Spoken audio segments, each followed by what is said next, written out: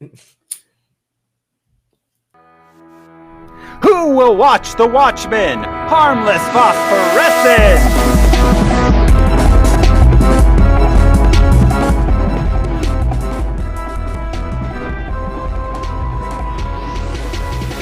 Hello, everybody, and welcome to Harmless Phosphorescence. This is the show where we watch every theatrically released, full-length, live-action superhero movie ever made.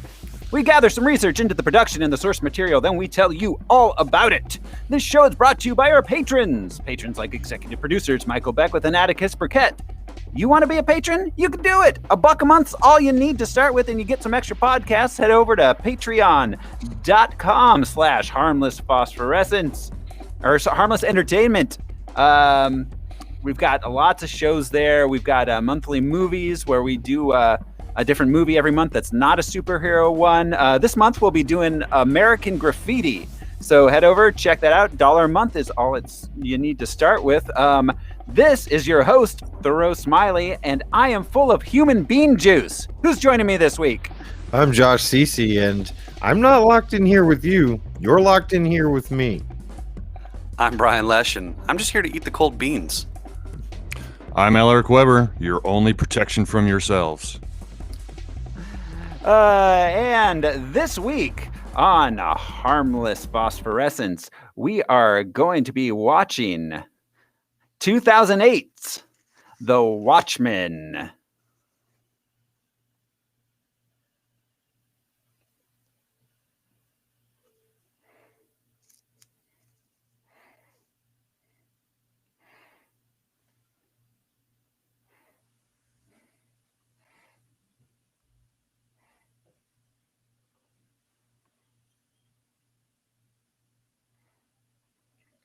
Thoreau, the trailer is muted. Unless this is one of those silent films.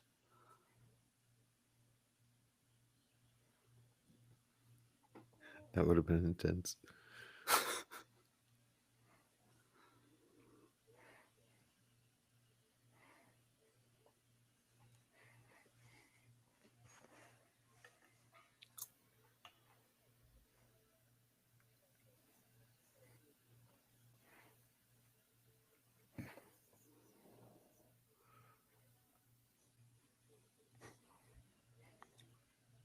Andrea confirms no audio on the trailer.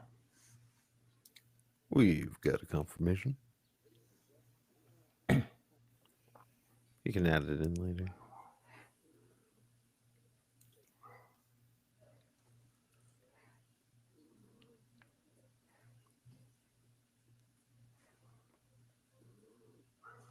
I don't think sound would make it easier to understand for the average person.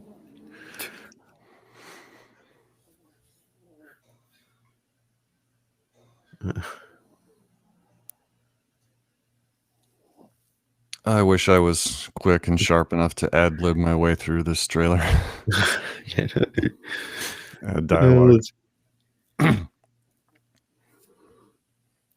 Yeah.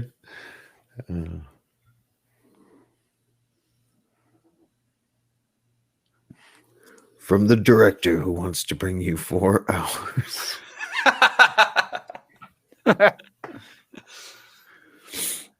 Is it?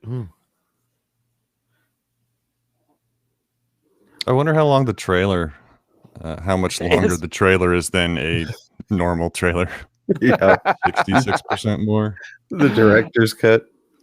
God, yeah.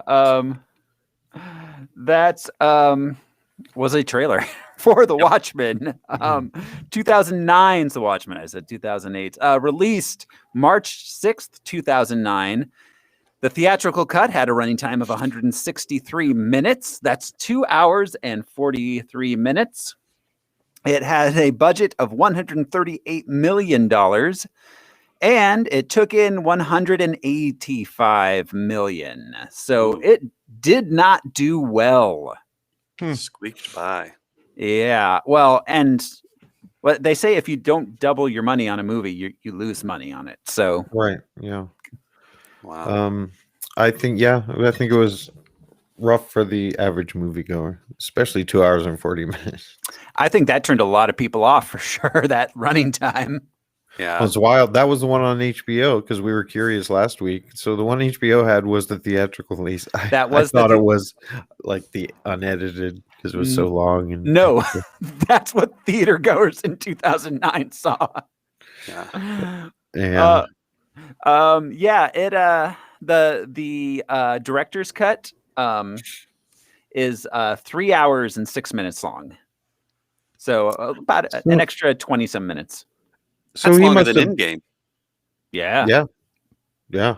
So he must have delved into the Black Freighter or something because That's- he pretty much tells the story in this. That's what happened is they filmed all of the Black Freighter Uh-huh. and they edited in. They filmed it as like a separate thing. Right. And Yes, then I remember that. for the director's cut, they edited it in as part of the film. Because the kid and the newsstand guy, they're in the series, but I feel like they only pop up at the end in this. Yeah, when Yeah. they die, I think. Yeah. We just barely see them.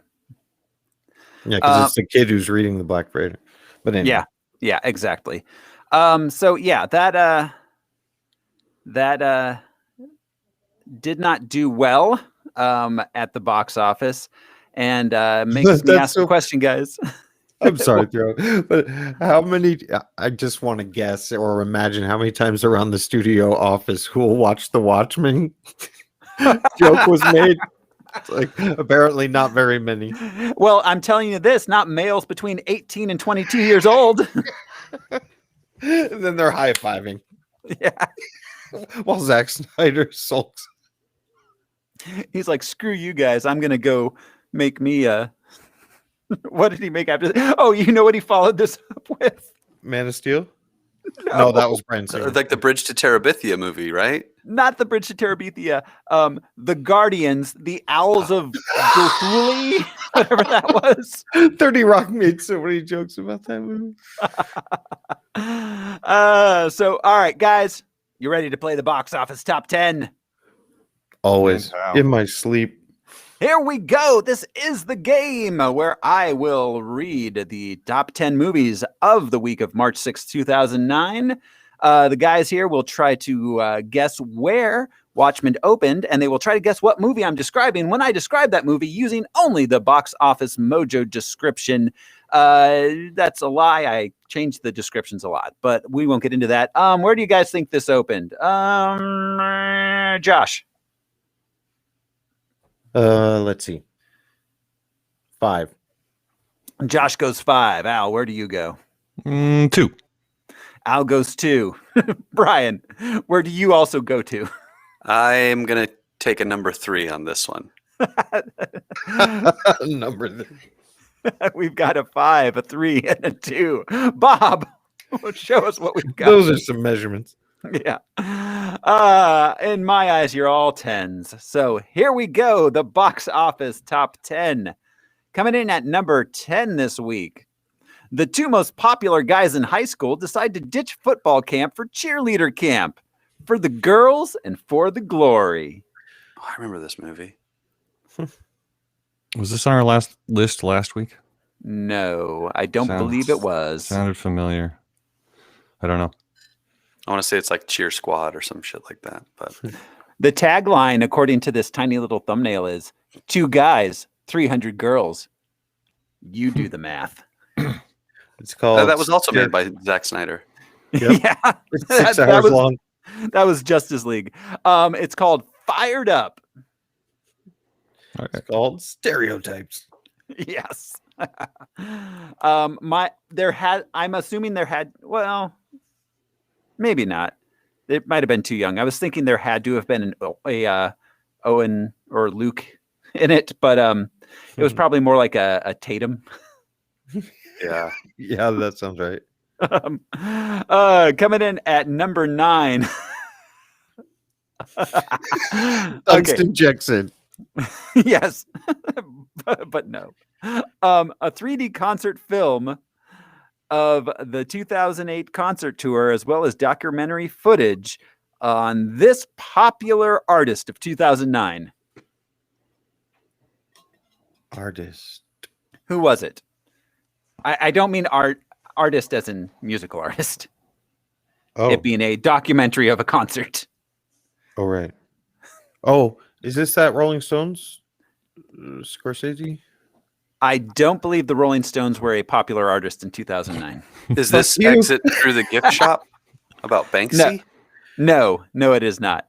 Oh. Artist, I meant musical artists, guys. There's no actual art involved. I know, but I said artist instead of band because you didn't say band. I did. I said a 3D concert film of the concert tour and documentary footage of this popular artist. Okay, pardon me. I said the words concert twice. Yeah, so one person can be in concert. I know, but they're not going to be painting. That's not a concert. I don't know. I'd pay to watch. Eh. Metallica. Jonas Brothers, the 3D concert experience. Wow. Okay. Oh, yeah. This was 2009. It's all Jonas and Bieber. Coming in at number 8.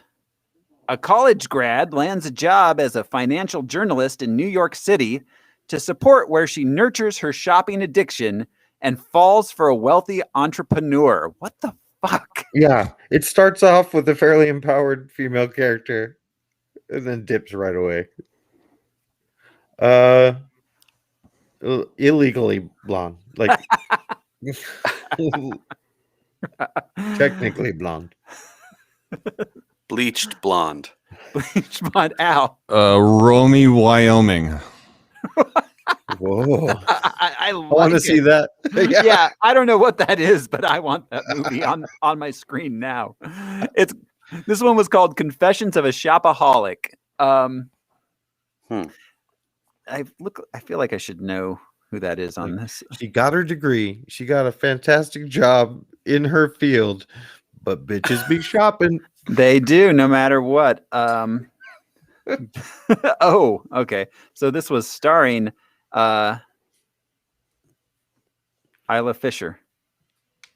Oh, Yep. Kristen Ritter. And Joan Cusack. John Goodman. Wow. There's people in this movie. So that's number 8. Coming in at number 7. I was a shopaholic, but for booze. Wow. Yeah, okay. That'd be funny though if you were literally that, like you wouldn't drink it, you'd just buy it and then like throw it out the window. Throw it on the ground. Yeah. Collect it. Like it gets better with age. I'm going to resell these in 30 years. Come on down to the hard seltzer cellar. Let's see. An adventurous 11-year-old girl finds another world that is a strangely idealized version of her frustrating home, but it has sinister secrets. This is based off a Neil Gaiman book. Oh, is this Coraline? It is Coraline. Yeah. Yes. I love that movie. Yeah, It's it's a mini really good movie. masterpiece. It's by the what's his face dude, the Nightmare Before Christmas. Yeah, the stop motion guy. Paranorman, that dude. Yeah. Mhm. Yes. Coming in at number 6. Oh my god, this movie. This Okay, the description did not start how I was expecting. This Baltimore set movie of interconnecting story arcs deals with the challenges of reading or misreading human behavior. It is not The Wire. It's Crash, right? No. And No. it's not Hairspray because we did that already. Yeah. Like they literally just described The Wire. No guesses. Yeah, if you hadn't said The Wire, I would have said The Wire. Yeah. This Baltimore set movie of interconnecting story arcs deals with the challenges of reading or misreading human behavior. He's just not that into you. Huh. Okay, what's the name? That's the name of it? Yeah, he's just Yeah. not that into you. It was based off a book that some dude from Oprah wrote. Oh, yes, I remember this. Yeah. Some dude from Oprah, like the land of Oprah. The land of Yeah, Oprah. he has her own kingdom. The land of opportunity. Yeah, that's why. Yeah, that's why she was unfazed during that interview. She's like, "I'm more powerful than the queen." Yeah, Fuck yeah, basically. Queen. Yeah. The Queen's got no liquidity. Oprah, on the other hand. Yeah. Who could the Queen call in Hollywood and end their career? Yeah. Can't even end her own son-in-law's career. Yeah, exactly. All right, coming in at number 5. When a shopping mall is taken over by a gang of organized crooks, it's up to a mild-mannered security guard to save the day. Oh my Splart. God. Splart. Paul Blart, Mall Cop, the one, the only. Yes, indeed. This is Kevin where the James. Segway got big, right?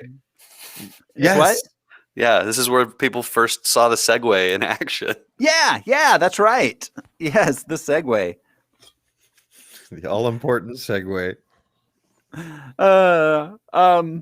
Maybe Maybe that's why it was called that, because if you're having a conversation with a person and someone rolls up on a Segway, it immediately has to turn to how lame that is. we when Moon and I had a pet shop in Milwaukee, our landlady was this woman who was like terrorized the block. She'd like harass like the other tenants up and down the block, and she'd roll up and down the street on a Segway, like yelling at people. It was like the Wicked Witch, like music playing, but as she rolled by on her Segway. Yeah. Yeah. So I would like to point out that Paul Blart Mall Cop made almost the exact same amount of money as Watchmen. And I'm sure the budget was like a fraction of Oh, what this yeah. has to make. Yeah, I'm sure it was like less than 30 million for sure. Well, Kevin James is the luckiest man in show business. Oh God, yeah. For real. I don't know what he's good for. Not funny, not good looking or charismatic. He's just Kevin. Leia Remini seems to like him, I guess. So Mm, I there's don't like that. her either. Right. yeah, there is that. All right, coming in at number 4 this week. A Mumbai teenager reflects on his life after being accused of cheating on a game show. Oh, yeah. Who wants to be a gajillionaire? We got Slumdog. we got some Slumdog going down. Wow, yeah, that's the most 2009 movie ever. Slumdog Millionaire, coming in at number 3.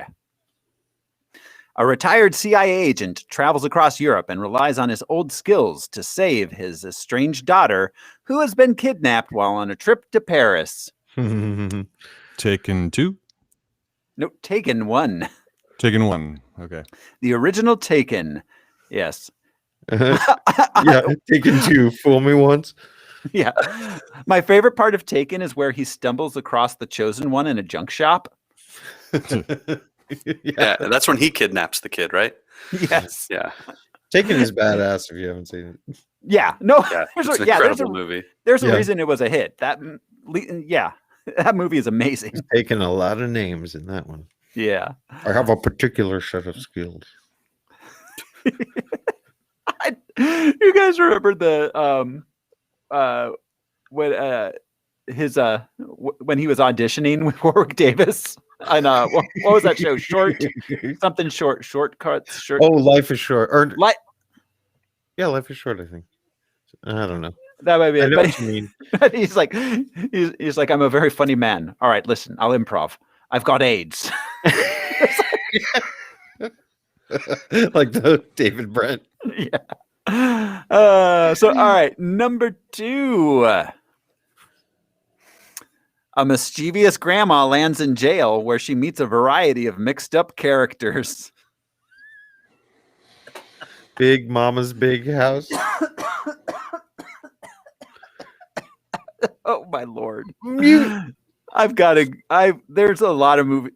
I've got to watch these. I have to after Fast and the Furious, this is a series which I know Oh, nothing the Medea about. movies. Medea goes to jail. Yeah. Medea. She's Did the she new meet- Ernest. Right? Medea and Ernest. Like she's the African American Ernest. Saving Christmas, going to jail. Right. My Lord Medea. And number 1 this week in 1985, where former superheroes exist, the murder of a call. They exist at 1985. Right, they formally do. That could be any time. Yeah. The murder of a colleague sends active vigilante Rorschach into his own sprawling investigation, uncovering something that can completely change the course of history as we know it. As we know it. Yeah, it's not us. It hit number one. It made $107 million its opening week, which means it made the additional 180 or the additional $80 million the rest of the time. I wonder how much money they lost out on because people were still asleep in their seats when the next showing started. Like, oh, well, let's get pillows and blankets for everybody. I guess they're staying for another showing. I saw it opening weekend. You were with us, right, Al, when I saw it? I might have been. Olivia and Michael. Yeah. I think I saw this opening weekend, and I think I don't remember it because I was intoxicated. And asleep. I saw it opening weekend with Rain. I think he and I both might have dozed off a couple times. Yeah. So wake up to a blue guy, you know, like, where the fuck did he come from? In his dick. I was about a week and a half, not even quite 2 weeks away from being diagnosed with Crohn's. So when I saw this, I had very little blood in my body. Oh no! But I watched it. Ooh, Lord. So all right, that's our box office top 10. That brings us to our comic book and character background, Mr. Alaric Weber. Hello. It's your time to shine. All right. So, the Watchmen was published by DC Comics from September of 1986 to October 1987. Written by Alan Squiffy Moore and drawn by Dave Gibbons. The series was collected in a single volume edition in late 87. That was when I got it. The story was used to reflect contemporary 1980s anxieties and to deconstruct and satirize the concept of the superhero in comics. Yeah, mission accomplished. It was pretty damn popular, and Watchmen was the only graphic novel recognized on Time Magazine's 2005 list of the 100 best novels. Its ranking... Time Magazine's ranking of the best English language novels published since 1923. Yeah, I mean, it's hard for us now to understand how different this was from every other comic that was out in the 80s. Like, this was really, really different. Like Al had mentioned last week, Will Eisner is credited with creating it, but this was the first one that made the term graphic novel mainstream. Yeah. I would think that's the first time I remember seeing. Also, The Dark Knight Returns, but that was a straight up. But this was so separate that anyone could read it and be cool. Yeah. Read it in an afternoon, stands alone. Well, and understand the universe. You know, there's no Yeah. references to Batman in the 60s or Batman in the 70s. Speaking of our universe history. Sorry, am I coming through? Yeah, you're good. You're all good. We got you, Al. Okay, cool. So, the Minutemen was a group of adventurers formed in 1939 to pool the resources of individual heroes in the fight against crime. And so we all read this, right? All four of us? Yeah. Okay, so we're going to play a game. Name a member of the Minutemen and what their power is. We'll start with Thoreau. A member of the Minutemen? Mm-hmm. Yes, the group that was prominent in the 40s. Okay, so... Oh, by the way, there are 8 of them. Jeez. All right, so I remember... Was it Mothman? Yes. Or the Moth? Mothman. Very good. Mothman. Mothman. Okay, so you would hope. His real name was Byron Lewis. He used special wings to glide in the air while battling crime. We're going to hear maybe a little bit more about the House investigations. The House Un-American Activities Committee. Yeah. McCarthy. The pressure from these House investigations precipitated Mothman's alcoholism and mental health issues that eventually landed him in a sanatorium in New England. All right, Josh. His biggest problem was he would just run into lights. Okay, Hooded Justice. Hooded Justice, very good. I think his powers were, skilled hand-to-hand combat and a bad attitude. Yes, Hooded Justice, the first costumed vigilante, utilized sheer brutality in his fight against crime. His identity was never revealed, though many conjectured he was a former circus strongman Rolf Mueller. Hooded Justice vanished in 1952 when active masked vigilantes were forced to testify before the House Un-American Activities Committee and reveal their true identities. Gotcha. All right, very good. Brian, name a member of the Minutemen. Josh took mine because I watched the HBO miniseries. Yeah. The owl, the other owl. Yeah, Night Right. Owl, the original Night Owl. Yes. He had the ability to, I don't know, go. Is that a dove? I think that's a Turns his dove. head all the way. You can go caca, He's an owl that can make. kachok, kachok, Have kachok. any of you ever seen a chicken? I have seen many chickens. Chicken Man. That's his accomplice. Yeah, I don't know what the owl's power is. Superhuman pellet pooping.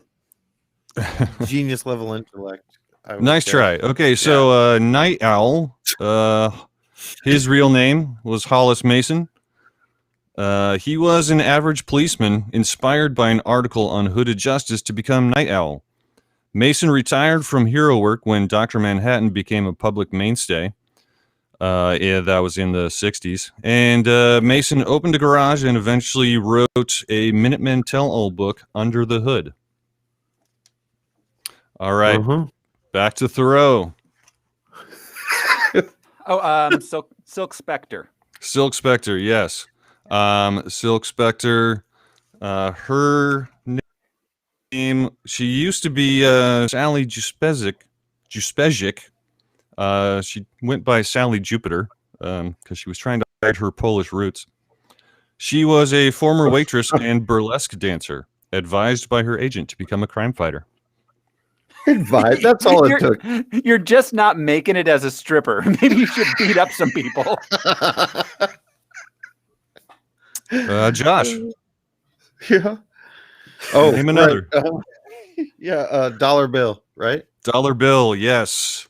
Dollar Bill, very good. Yeah, he could make it right. His real name was Bill Brady. He was originally a star college athlete from Kansas, was employed as an in-house superhero to a major national bank, which went unnamed. He was shot dead. Is what we call that. He was shot dead when his cape became entangled in a revolving door while trying to stop a bank robbery. That is pretty funny. Yeah. It is. That's Yeah. some We've talked incredible level stuff. Yeah, we've talked about the impracticality of capes before. Yeah. Brian. Wednesday Addams, that one gothic chick in the corner. Oh, I don't know yeah. what her name is or what her power is. I assume that it's dark glares from the corner of the room. It's gardening and hiking. All right. Her name, her code name was Silhouette. Oh. Her real name was Ursula Zant. She was a Jewish Austrian immigrant who escaped the rise of Nazism in Germany. Always sought more meaningful exploits for the team, such as her exposure of a child pornography ring. She was expelled from the group in 1946 when it became public that she was a lesbian. She and her lover were killed 6 weeks later by the Liquidator, a former adversary seeking revenge. Thoreau, we've got two more. Okay. The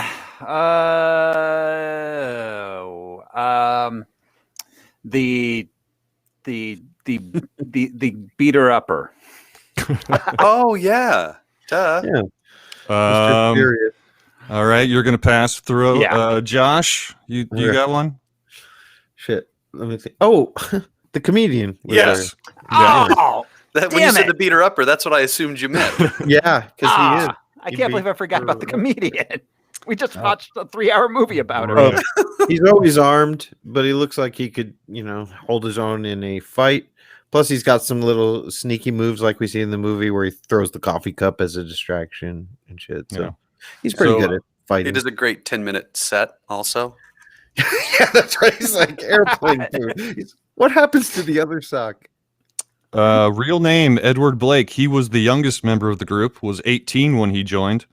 He was basically a thug with a baseball bat. And he In his fought- heart. No, He- because then later, I'm sorry, but later on, Harry Dean or Jeffrey Dean Morgan is a psychopath with a bat. Yeah, Right. wow. Yeah. Interesting. Yeah. So the comedian fought crime for monetary gain, robbing the criminals he defeated in battle. Castle style. He was expelled from the Minutemen after the attempted rape of Sally Jupiter. And his imagery and weaponry would change as he left the group and began employment with the United States government. And so these liberal superheroes were fine with that, but not a lesbian. No, they expelled him. Yeah, I know it's on the same level, essentially. So that leaves us with one final member of the Minutemen. This is Brian. You get a guess, and then it's anybody's game. Slug Man. Nope. He is a human slug. Throw. Captain does it good. Oh, you were halfway there, Josh. Captain Carnage? No, he comes up later. He was actually a quote-unquote supervillain. Captain Chaos? No, that was Straight The making Tick? them up. Captain Kangaroo. Brian, one last guess. Armed with the rank of captain. Captain Salt Shaker, the human slug's arch nemesis. Captain Tennille. No. Okay, it was Captain Metropolis. Oh. His real name was Nelson Gardner. He was a former Marine lieutenant, motivated by ending the social ills such as promiscuity and anti-war protests. Those were his social ills? He envisioned the Minutemen as modern patriots. And in fact, Captain Metropolis in 1966, he attempted to form a new costumed hero group, the Crime Busters. The Yardbirds. The first and potentially last meeting of this group included the comedian and the second generation of heroes. Thoreau, name one of those heroes that was almost in the Crime Busters. Rorschach. Yes. Real name, Walter Kovacs, a violent and ruthless vigilante driven by moral absolutism. He wears a special mask with shifting ink blots and is quite possibly homeless. Josh. I'm new. I got an A. I'm gay. I'm new in town. All right. sorry. New in town. No, is it like aggressively homosexual? Isn't that how he described himself? Wait, Rorschach was gay? No, he was doing a Mulaney bit. Oh, Okay. I'm supposed to guess one? Yes. Yeah. Ozymandias? Ozymandias, yes. Adrian Veidt, a child prodigy, graduated high school and college before age 18. He gave away his family fortune after the death of his parents to see if he could be a success on his own. He became a costumed hero after the death of his business partner and love interest to a heroin overdose. Often cited as the smartest man in the world, Veidt is also depicted as the pinnacle of human physical ability. Brian. John Osterman. John Osterman, at that point known as Dr. Manhattan. He started off a nuclear physicist working at the Gila Flats test base in New Mexico.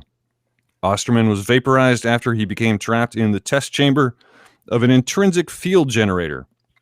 Learning to reconstitute himself over the next few months, he became a being of almost limitless power.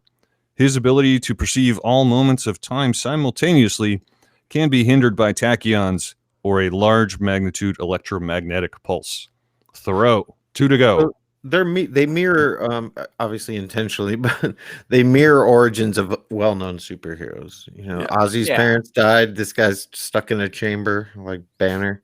Yeah. It's fun. It's interesting. Do we have a Silk Spectre 2? Not yet. Ah, She was there. Plus, Oh, I you're- love the movie no. The Muppets Take Dr. Manhattan. Yes, she was there. We had not mentioned her yet. Laurel Jane Laurie Juspecic, daughter of the original Silk Spectre, Sally Jupiter. Despite her lifelong desire to work with animals, Laurie was pushed by her mother into the quote-unquote family business of crime fighting. And that leaves one more. Josh. The new Night Owl? Yes. Night Owl 2, as he was known. Dan? Dan Dryberg. He took up the mantle of Night Owl with the blessing of the original Hollis Mason. Utilized his massive inheritance and engineering know-how to build various crime-fighting gadgets and machines. And one final note. Oh, the Crime Busters never really went anywhere. They every once in a while these five would sort of team up. Captain Metropolis just kind of disappeared. But they were never really a formal team.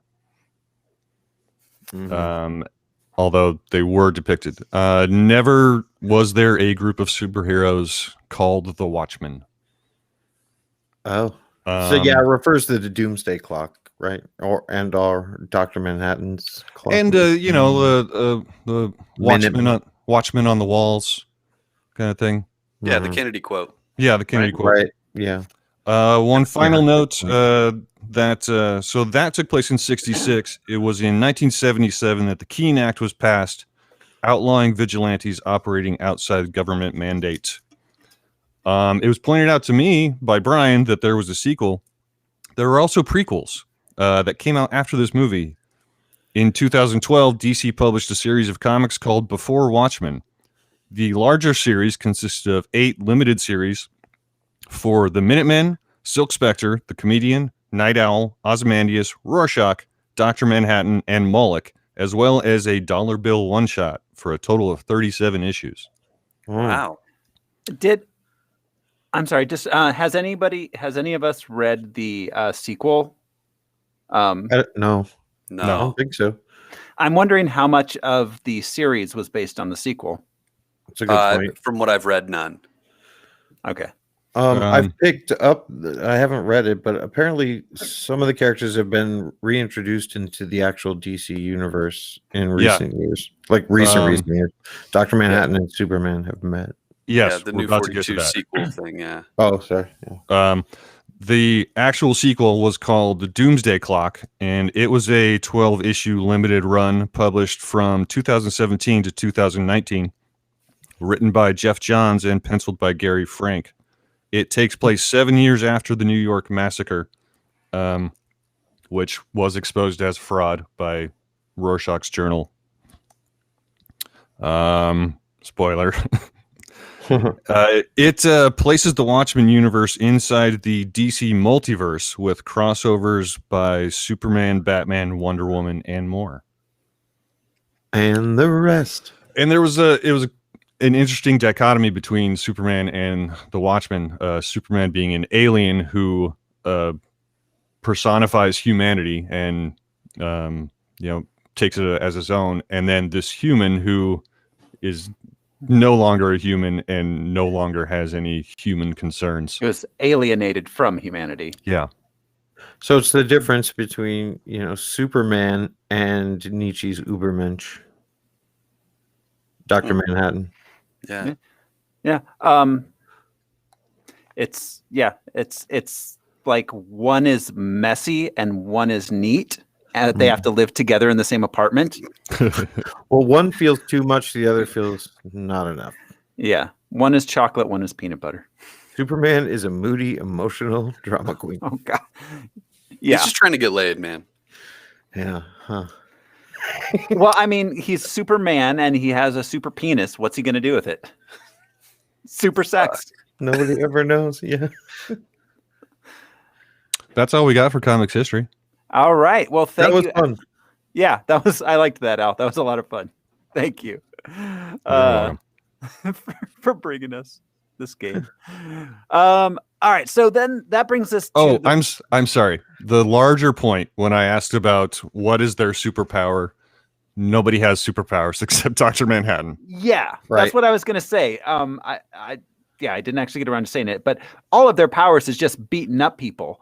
Right. Yeah. However, it seems like in this movie, they have more than human strength. A lot of them, they do perform feats on screen that, for all of like Zach Snyder's like realism. Yeah. They like do things that are impossible for actual humans to do physically. Well, not to mention the mask with ink blots that continue to shift. Right. Yeah, that was one of my unanswered questions. How does that work? And How much again, the money does that domino mask cost to maintain? Yeah. There- Who makes it? Good point. It was a fabric that came out in the 60s. It was 2 sheets of latex with liquid in between. Like Harry, whatever, like those doodle. Yeah, Pat- yeah, the magnet. the magnetic. Like an doodle etch a mat. sketch? No. Do you remember the like Harry the head or something? Oh, those Oh. ones. Yeah, You yeah, could yeah. Paint a draw his mustache hair on him, yeah. Well, Same yeah, technology. that was magnets. Right, but it was between 2 layers of plastic. Yeah, like that. Walter Kovacs, Rorschach, he used to work in a dress shop, and there was like a special dress that was commissioned, and then the woman, she hated it. It was made out of this fabric. The woman hated it, so he took this dress and made his mask out of it. It would have been funny if she loved it, and then she's just walking around New York with the Rorschach mask dress. Yeah, and it was heat sensitive, kind of like what was that stuff called back in the Hypercolor. hypercolor? Yep. It was heat sensitive, but it was just black and white. It was So it's like hyper, a mood ring hyper black for and your white, face. hyper Have you, noir. yeah. Have you guys seen, there is actually someone did make an actual Rorschach mask that works recently. It's basically just fancy next generation hypercolor, because as you breathe, it heats it up and it turns dark. And then, Oh yeah. so it actually does exist now in 2021. But it's still not exactly like Rorschach. It's not like all over. It's just kind of like the same pattern, slightly different over and over as you breathe in it.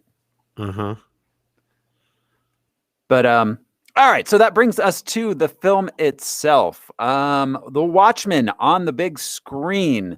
It was originally acquired by Lawrence Gordon and Joel Silver in 1986. They were going to make it. Huh. Yeah, Mr. Joel Silver, who makes everything. I mean, God, what he started with, like The Warriors, Weird Science, Commando, Jumpin' Jack Flash. Joel Silver, producer extraordinaire. Yeah. It was a 20th Century Fox that bought it through them. Alan Moore refused to write the screenplay, and as he has to this day, refused to have anything to do with adapting it. So they enlisted Sam Hamm, who wrote Batman 89. They wanted him to make it more manageable for the screen. So he decided that the ending should be rewritten to involve an assassination plot and a time paradox. That did not get made. It was kind of just in pre-production through 91. Then it got sold to Warner Brothers, where Terry Gilliam was brought on. Terry Gilliam was supposed to direct it, and it was going to be written by his writing partner, Charles McCowan. They were only able to raise $25 million for the film,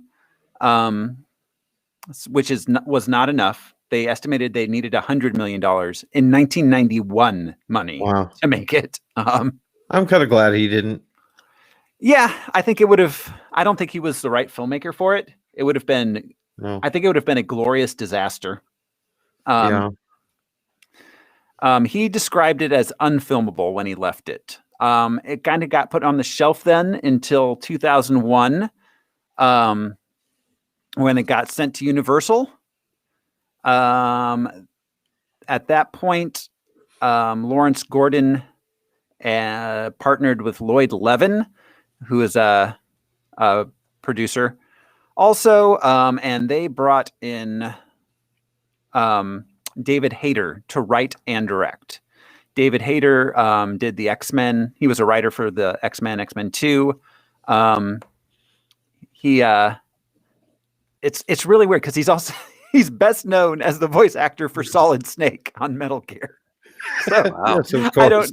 it's so weird that he also has this like side writing career, but he's mostly known as Snake. But he was going to write and direct it. That fell through, creative differences. Then they brought it to Revolution Studios. That fell apart. Then they brought it to Paramount, where it was supposed to be a Michael Bay film. Again, no, for a different reason, but no. Yeah, no. Michael Bay, it never happened for whatever reason. And We know what reason. He's all, I feel like transforming. yeah. Actually, around this time, it probably would have been Bad Boys 2. But Who knows? Or Miami Vice. yeah, Well, I that think was it was Michael Mann. yeah. So then at that point, Darren Aronofsky was brought on board. Getting better. Yeah. Aronofsky, of course, Requiem for a Dream, The Fountain, Black Swan. He worked on it for about a year or so and then left. At that point, Paul Greengrass got brought on. Paul Greengrass. What's that? The Paul Greengrass, who's known as the Bourne dude. He directed all the Bourne movies. Everyone was born. Oh, the Bourne movie. Bourne, yeah, the Bourne Identity, Bourne Supremacy, the Bourne things. Again. Yeah. Born 2, the new batch. Back in the habit. So ultimately he couldn't get it off the ground either. Nobody at Universal was happy with, or I'm sorry, at this point it was at Paramount, was happy with the shape of the script or anybody's vision for it. And now it's at 2005. They bring in Tim Burton. The Ringer. Yeah. Tim Burton decides not to do it. However, Warner Brothers gets their hands back on it. And after the success of 300, they bring on Mr. Zach Snyder. And that's the point where the film actually starts going into production. Zach Snyder, director. He started out directing commercials. He did a lot of beer and car commercials in the 90s. Were they heavy-handed? Yeah. Well, and he also directed the music video for Somebody to Shove by Soul Asylum. Oh, I like that song. Yeah. Yeah, I like Soul Asylum. They're kind of underrated.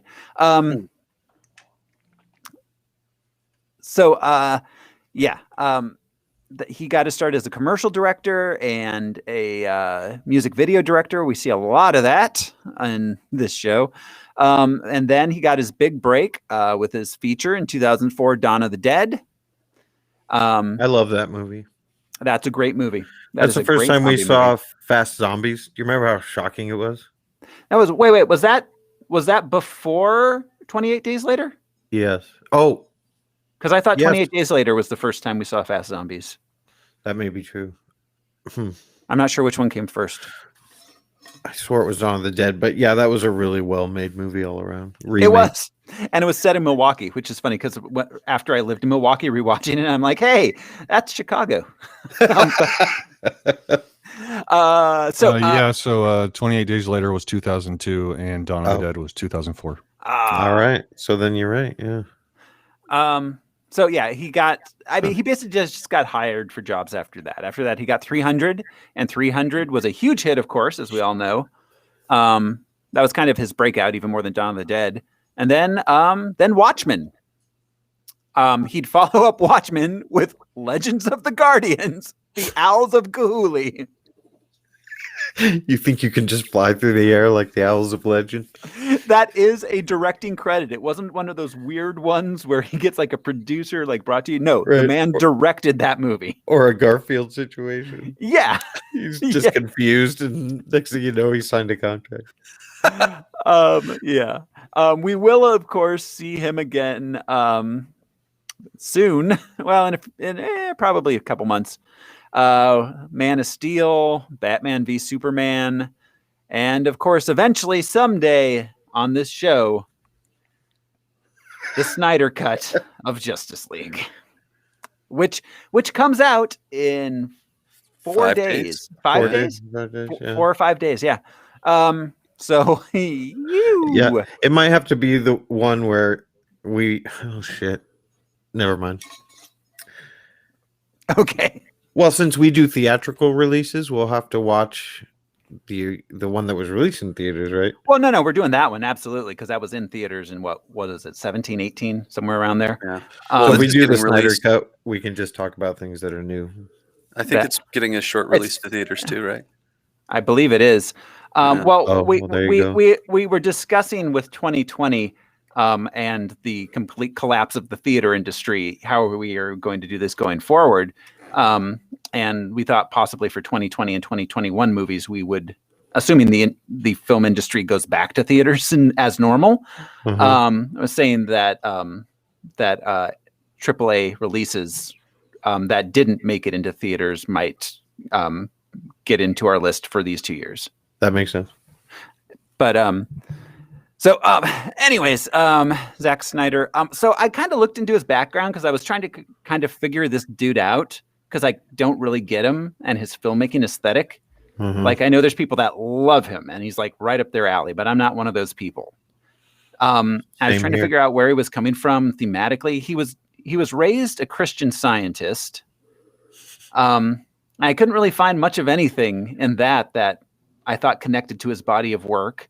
Other than that, he just seemed to be just a dude. He just seems to be like just a guy. Nothing weird in his background. Did he break in via writing or no, directing? Commercials. You said commercials, but how did he even? He went to film school and then made contacts in film school and started getting jobs. He started. He got jobs on set where he'd be like best boy and stuff and worked his way up and then got jobs directing commercials. Just he worked up through the industry. Nothing really special about the dude as far as spotted at a bar mitzvah. Yeah, nothing like that. So,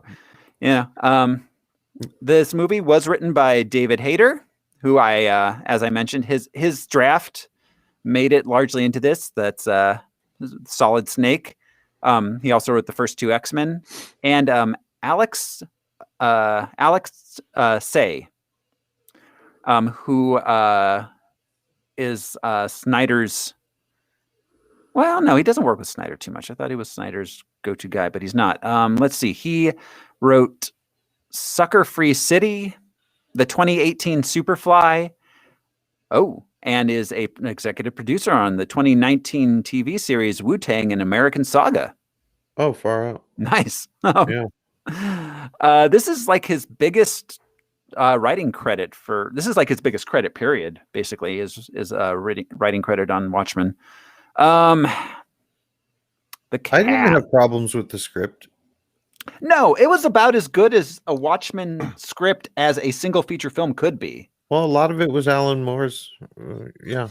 Yes, a lot of it came directly from the pages, dialogue-wise. I did my final watch last night with my trusty graphic novel by my side and was able to follow along with most of the dialogue throughout. This was an extremely faithful adaptation. And it works. With one major obvious difference at the end. Right. Yep. But the graphic novel is basically their storyboard. Let's see. Our cast. We've got Malin Akerman as Lori Jupiter, Silk Spectre 2. She's a Swedish American actress. She was born in Stockholm. Let's see. She got a big break in the Utopian Society in 2003. She was in Harold and Kumar Go to White Castle. She has a non-speaking role in Old School, but nobody forgets it. She's in the Jello wrestling or the baby oil wrestling or whatever. Yeah, okay. She's in a movie called Wanderlust, a David Way movie. She's very funny in that. That's a good movie. Yeah.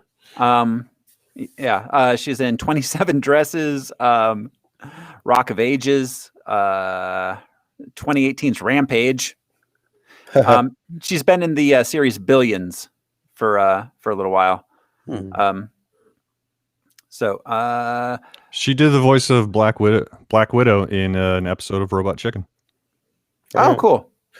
Obviously, these people were not unknowns, but I'm glad they went low key on the casting. They did. Because can't you hear some unimaginative exec being like Tom Cruise for Ozymandias? It'll be perfect, shit like that. Yeah. Well, okay, yeah. So in earlier attempts to make the movie, this role was names floated for this role were Hilary Swank, Natalie Portman, Rachel Weisz, Jessica Alba. Yeah. So, Billy Crudup as Dr. Manhattan / John Osterman. Billy Crudup, of course, best known for Almost Famous. Yeah, I like him. Me too. I think he's kind of underrated. He was in Jesus' Son is a really neat movie that's under the radar. Oh, yes. Yeah. He was in Everyone Says I Love You. That was kind of one of his first films. Inventing the Abbots. Let's see. Big Fish. Mission Impossible 3. The Good Shepherd. Eat, Pray, Love. Oh, Eat, Pray, Love. Since then, let's see, he was in Spotlight in 2015. He was in the Justice League in 2017 as Dr. Henry Allen. Yeah. He was also in Alien Covenant as the strangely religious XO of the ship. It was weird.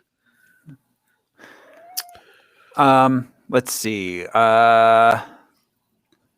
Matthew Good played Ozymandias. Adrian Veidt. Let's see. His breakthrough role was Chasing Liberty in 2004. He was in Match Point in 2005. That's a Woody Allen movie. The romantic comedy Leap Year. Oh my God. Where they? Yeah. All right. That.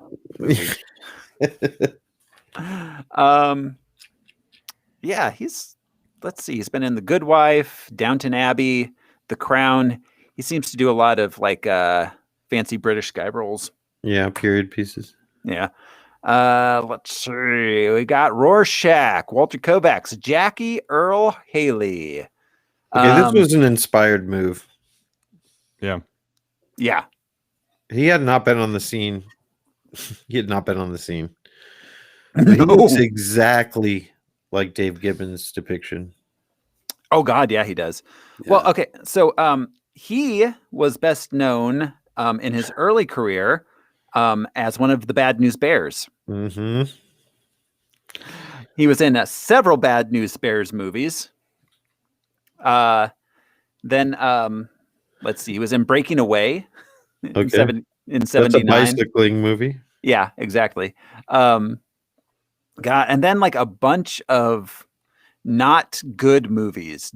The Zoo Gang, Doll Man, Nemesis, Maniac Cop 3, Badge of Silence. The Quiet Maniac. And then from 1993 until 2006, he did not work. He just got on his dirt bike and rode away. He was in a couple movies that year. Little Children, All the King's Men. And then in 2008, he was in Semi-Pro.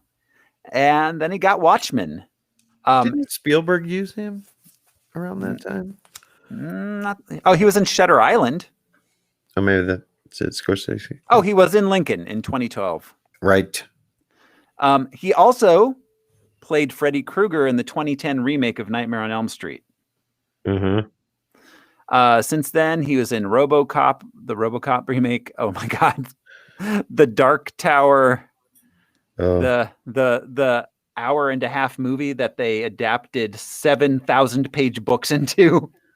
It was terrible. It was so sad. I refuse to even watch it. I really like the Dark Tower series, and that movie. No.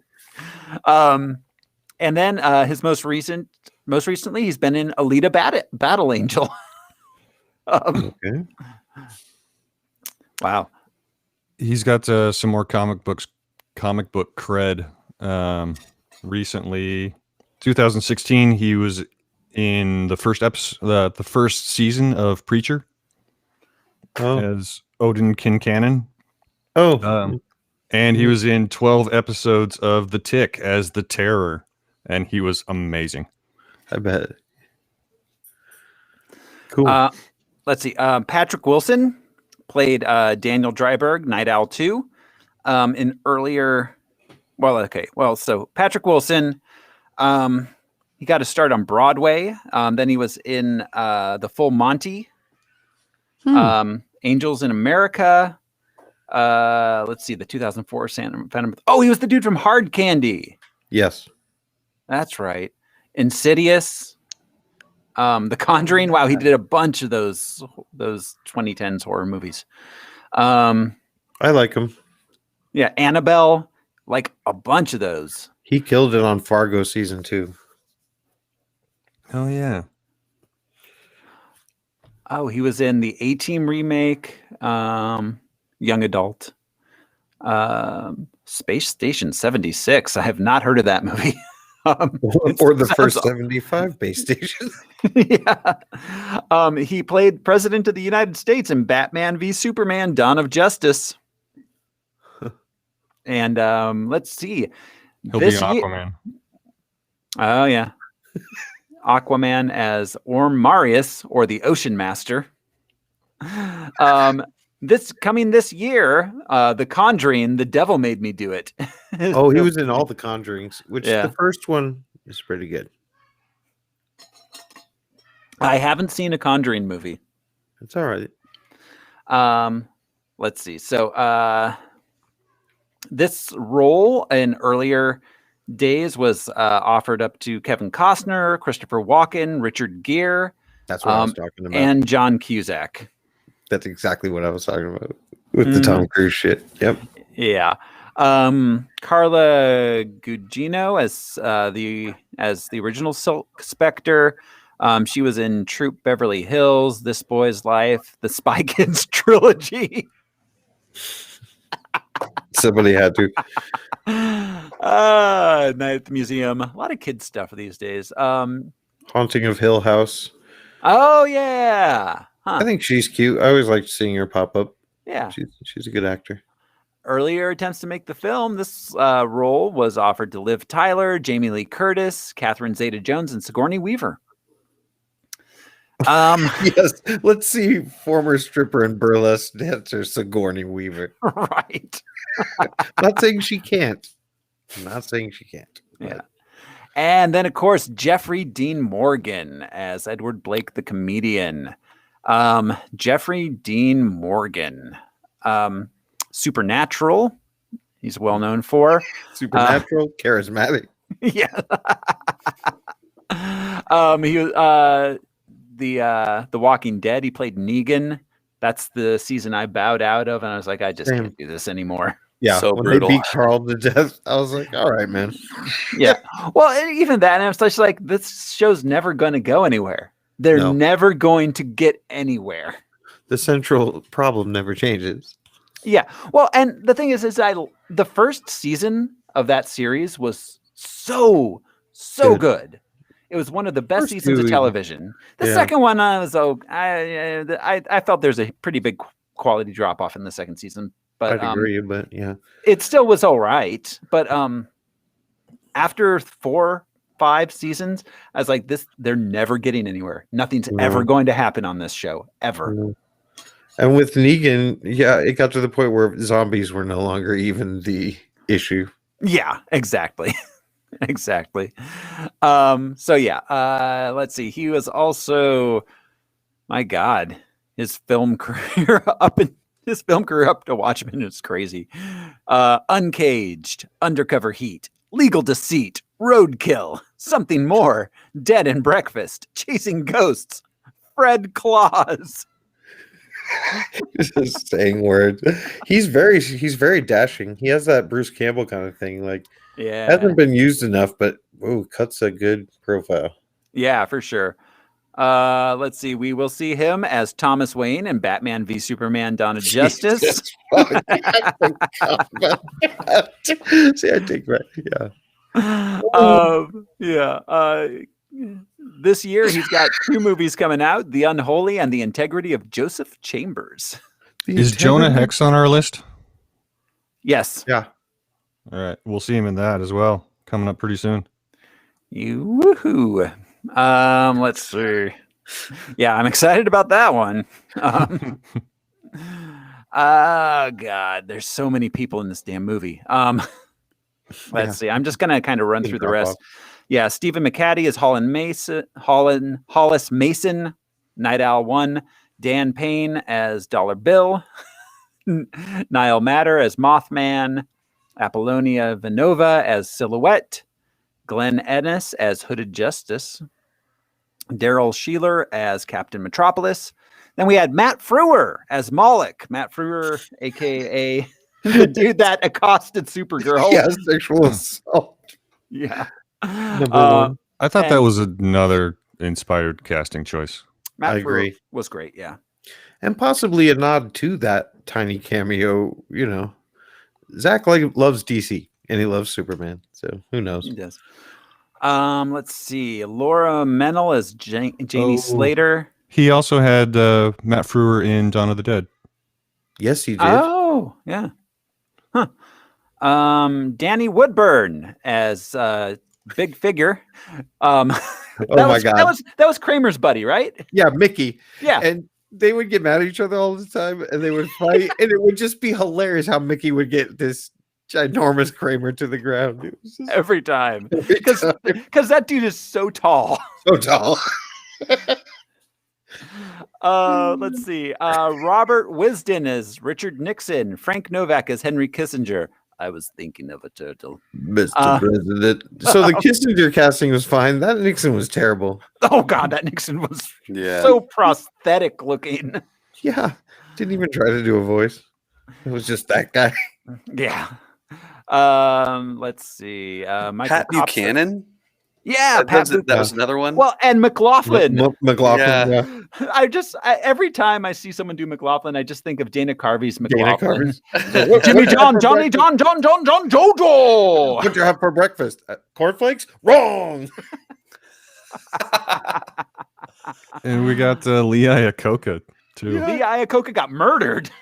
Right. But Yes. you think 1985, you know. Like, those were the stars. Yeah. That's pretty much all of our production there. I have a few Rotten Tomatoes reviews. The one and only critic review I have, not an audience review, is Matt Singer. And he wrote, "The only way to truly adhere to Alan Moore's vision of The Watchmen would be to not make the movie in the first place." Hot take, dude. Yes. You are not wrong. Snyder burgers. Snyder burgers. Snyder dogs. Yeah, that's better. Peter W. writes, "There are 2 types of comic book movie fans. Those that appreciate a beautifully crafted story and visuals. Dark Knight, Batman Begins, Iron Man, V for Vendetta, Winter Soldier. And those that think your run-of-the-mill MCU movie is amazing. Except the Russo brothers films. Those are amazing." Yeah, the second person is not a comic book fan. Yeah. That's If the you're point he's trying to make. If you're in the first group, this movie will blow your mind because it's an unappreciated masterpiece. Every time I watch it, I catch something new. If you're in the second group, this movie isn't for you. It's long and complicated and will likely bore you or make your head hurt with its complexity. In short, it's beyond your ability to appreciate. So just move along and watch Ant-Man. He shrinks, lol. That took a quick left turn. Wow. Yeah. Kaylee A writes, oh, that was 5 stars, by the way. Kaylee A writes, this is one of the most well-written shows ever. It's beautifully done. Regina King is incredible. Oh, wow. That's the show, yeah.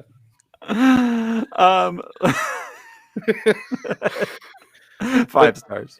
She's the kind of person who liked the Ferris Bueller TV show more than the movie. She's the kind of Wait, that's a person. thing? She's the kind of person who clicked the wrong thumbnail on Rotten Tomatoes. She bought the tiny chair on Amazon. Yeah. Thought it was it. Yeah, it was a show. Jennifer Aniston was on it. Oh, yeah. She played the sister. Yeah. Weird. Yeah, the Jennifer Grey role. So, all right. So Tim, just Tim writes, more boring woke nonsense. Going as far as to appropriate real historical events to elicit outrage. You read too deep in the wrong pool. This dude does not know what Alan nonsense. Yes, this dude does not know what Alan Moore is about. Right, because the ultimate liberal utopia includes Richard Nixon and his open-ended presidential terms. Right? Seriously. Yeah, very woke. I have a feeling, though, that is in response also to the television show. To the series, yeah, I think Yeah. so. Yeah. Because we know Hooded Justice. That makes sense, yeah. Because, I'm confused by him thinking that any of this is woke. Right. But the series was, so that's his point. The series, they were taking down the Klan, and that's just too much for Tim. Yeah. Yeah, Tim doesn't like that. It's like the Klan doesn't exist anymore. What are you talking about? Robert Redford's been president for decades. For decades. And Anonymous writes, I thought this movie was about men who invented watches. Boy, was I wrong. Tell us your name, you coward. However, I had to leave the theater after like 20 minutes because my mom called me for Purim. Happy Purim, everybody. That's my favorite. That's the best review ever. Yeah, that's chaos. I love it when it's like the Joker wrote this review.